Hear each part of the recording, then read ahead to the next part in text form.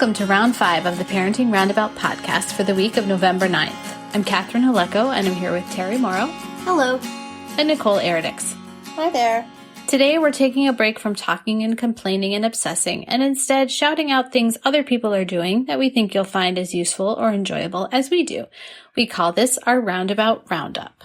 And I will go first. I have been enjoying quite a bit the podcast, The Great American Pop Culture Quiz Show. Yes. So this is from our friends at Extra Hot Great, which is a TV podcast. And every week on that show, they have a quiz. They have a game of some kind. And it's usually my favorite part of the episode. Yes. Like, they're just a lot of fun. And, you know, people are so clever and creative when they come up with these quizzes and trivia games. Yes. So they cleverly spun off into a all games all the time podcast. It's at usaquizshow.com, and it's a lot of fun. They've already done one season with mostly like regular normal people. And now they are doing a full season of episodes where all the contestants are people from other podcasts. Yes. For the most part. Yes. So that Gmail must have swallowed our invitation because, you know, I'm sure that we were on the list. Right. Because there's 3 of us. Devoted listeners as we are. Yes. 2/3 of us are. Darn. So I have had a lot of fun listening to those, and I recommend them, especially if you enjoy games, quizzes, trivia, and pop culture. But you don't even have to know a lot about, you know, they had a whole one that was all about like horror movies, and I definitely do not watch horror movies, but I still enjoyed that episode. And they had one that was real heavy on like superheroes and that kind of thing. Yes. But you know, there's many puns and and much wordplay, so it's quite enjoyable. I second that. Yes. Nicole, what do you have to recommend today? Well, this is an exciting week because I'm going to talk about the first book that I'm actually reading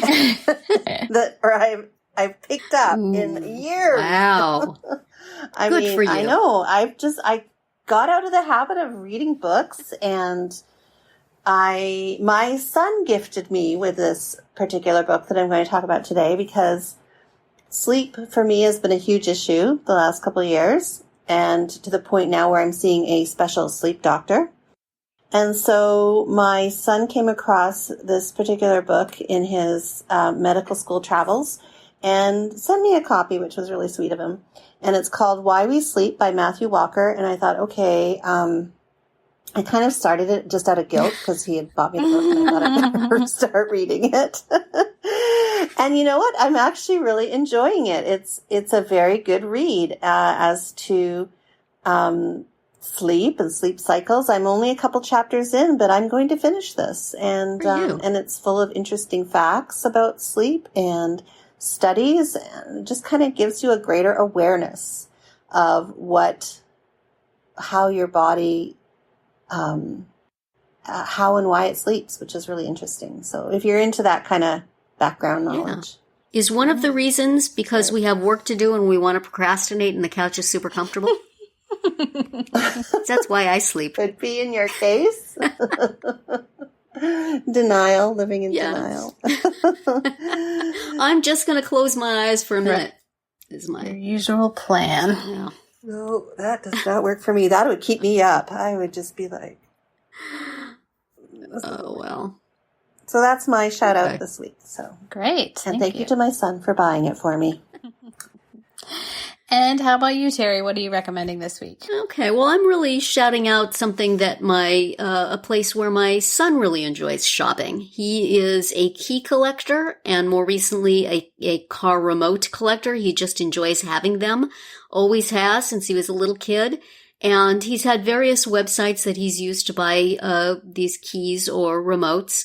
He never programs them. He just likes to have the object.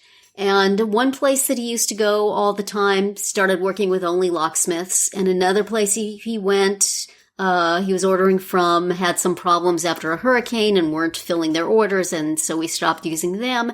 And he has recently found a website called Car and Truck Remotes at carandtruckremotes.com, conveniently.